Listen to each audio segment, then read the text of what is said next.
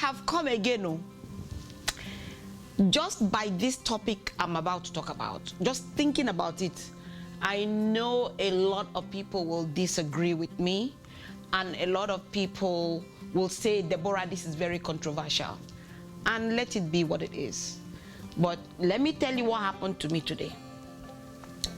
So I was minding my business and I received a text on WhatsApp from a family member. And my cousin said on the text, I was reading it, it was signed by the compound chief, our compound chief, that ABCD just died, and that for her funeral, this group is bringing this, this group is bringing this, this group is bringing this, and the group that I belong to were bringing this. I had to take a deep breath first, and then I called my cousin, and I called him. I'm like, who is this person that just died? Oh, it's our cousin. You know, this person's child that gave birth to this person, that gave birth to the other one, that is the first cousin to your mother. I asked, I said, does this person know me?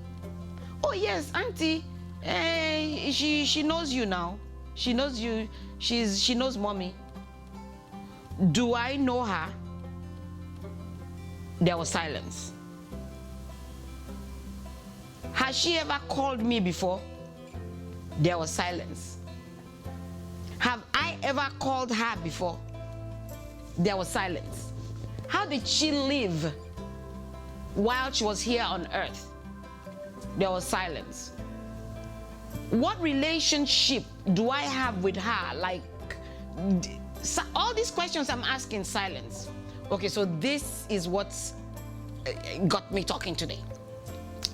Why is it that we say it's our culture that Nigerians, West Africans, when somebody is alive, when they're sick, nobody asks about them.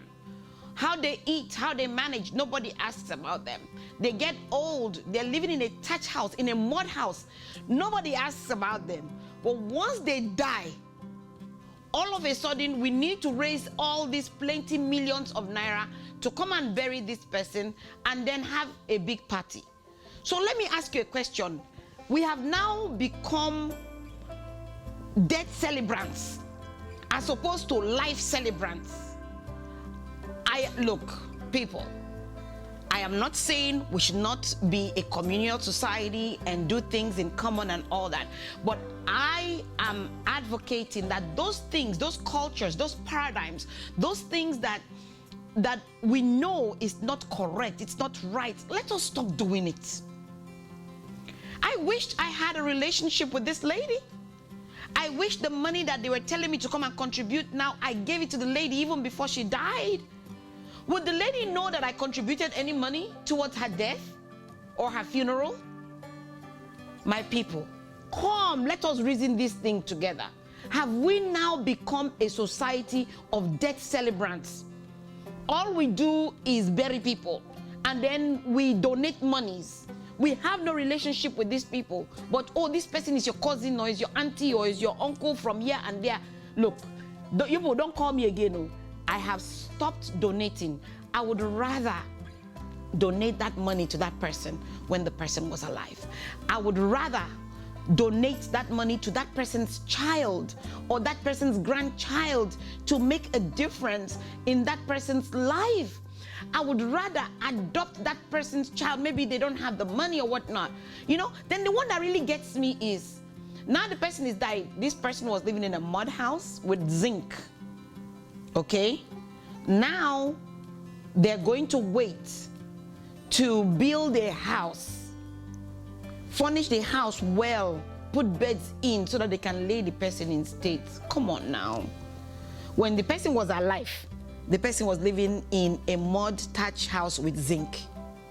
Now the person is dead.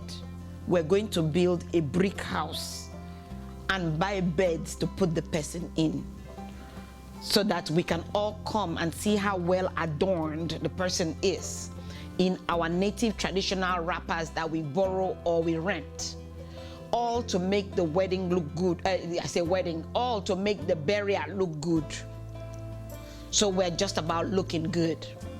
We really don't care about each other. We really don't get along with each other. We really don't love each other. In fact, even in that compound, the person that is signing the so-called paper and myself, we are not even in good terms. We don't talk to each other. We are keeping malice with each other. But we want to get together to bury somebody that I don't know. People, it's time for us to change. There are some things that come with us, that come in our traits as Nigerians, as Africans, as Calabari people, as Ijaw people. There are certain things that come with us. Let us take the things that are good and continue to pass that on, and remove those that are not, that it doesn't make sense. And when I talk, they're like, oh, Deborah, shut up, this is how we do it. And I'm asking, why do we do it this way? You have no answers for me. It does not make sense for somebody to live poor and then to be buried rich. That's all I'm saying today.